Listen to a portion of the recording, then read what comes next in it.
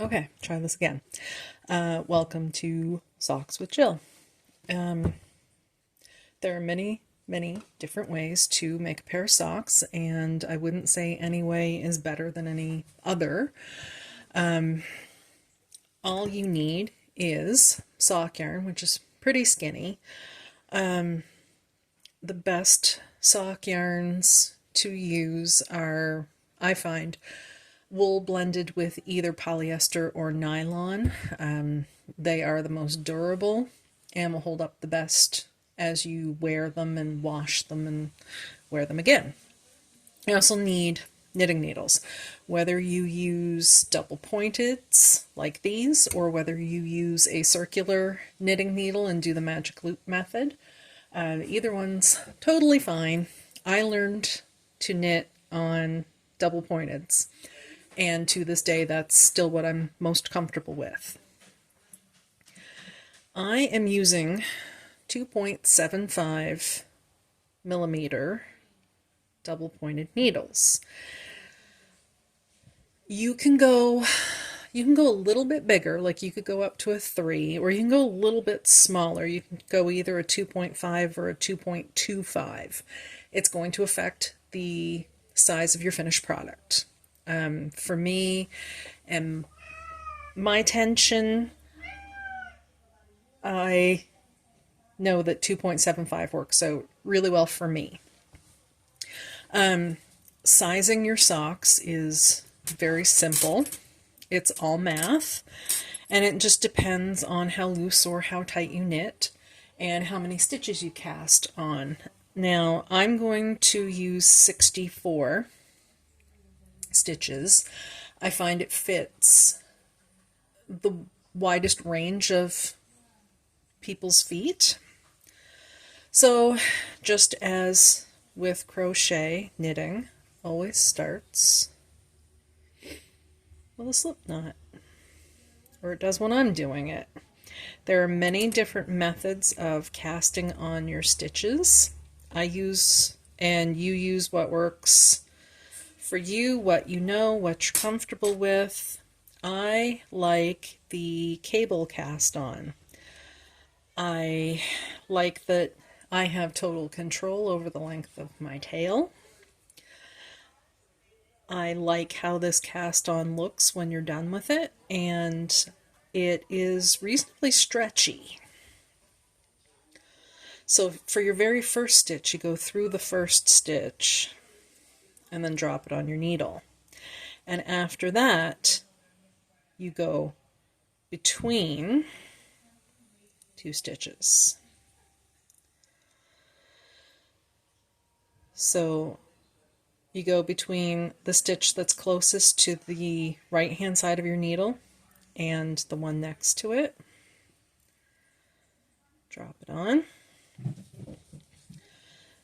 Now I will be dividing my 64 stitches across 4 needles.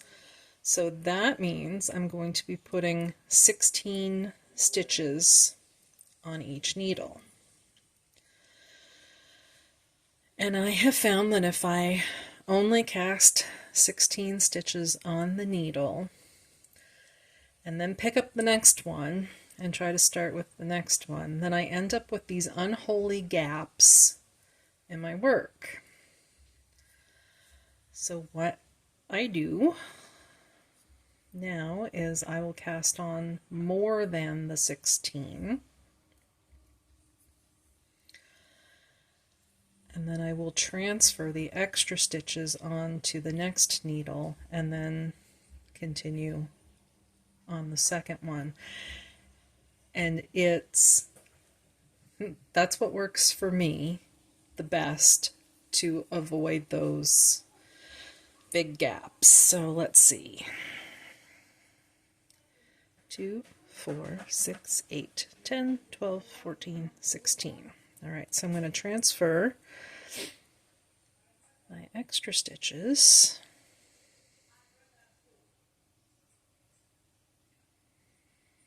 to my second needle.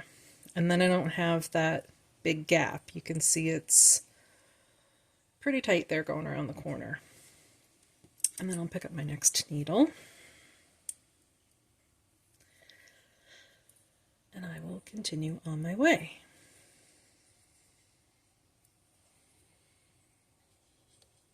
Okay, so I just paused it while I finished casting on because I can't talk and count at the same time. So here I have my 4 needles, 16 stitches on each needle. Now I'm going to join in the round. So if you're doing magic loop, you need to throw a stitch marker in here. If you're just using double pointeds like I am, then your tail marks the beginning of your round. And so for the cuff, I typically do a knit 2, purl 2. It just yields a nice stretchy fabric for the cuff of your sock. So making sure that my stitches are reasonably not twisted, and it can be a battle. So we're going to knit 2. So knit, you go in through the front, you go left to right. You wrap it around, you pull it through, you slide it to your other needle. Sorry, the tail's in the way. So knit 2. Purl, you're coming in from behind, going right to left, wrapping around the front, pulling it off. And then back to knit.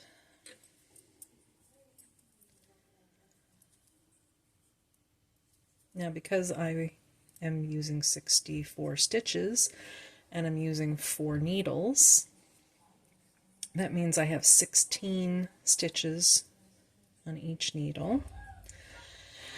And as long as I pay attention to what I'm doing, where I'm going 2 by 2, it means I'll end each needle with my purl 2. So that when I'm done that needle and I slide around the corner to start the next one, I start each needle with my knit stitches. And depending on what your brain can handle, mine can't handle a lot these days lately, I like starting with knit stitches. Oops.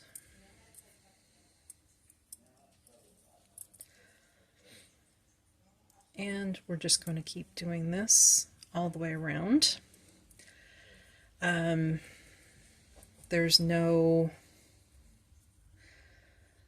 Once I count my stitches, I don't count much of anything else. And there's some math involved with socks, but as far as a pattern goes, I don't follow very many rules. How wide you make your cuff is completely up to you. I usually make mine between 2 and 2.5 inches before I start on my plain stitching for the leg of my sock. If you like it wider, go right ahead. If you want to rib the entire sock 2 by 2, you can certainly do that. It'll give you a nice stretchy sock all the way down and all the way around your foot. There are lots of patterned socks if you wanted to follow a pattern that includes color work or lace or cables. The sky is the limit. There are many different patterns, many different styles. This is just a very basic vanilla sock. And we're going to keep going like this, around and around and around, until the cuff is as wide as you want it to be. So I will keep going with this, and you go at your own pace, and we will join back up for part 2 once my cuff is complete and I'm ready to move into the leg portion.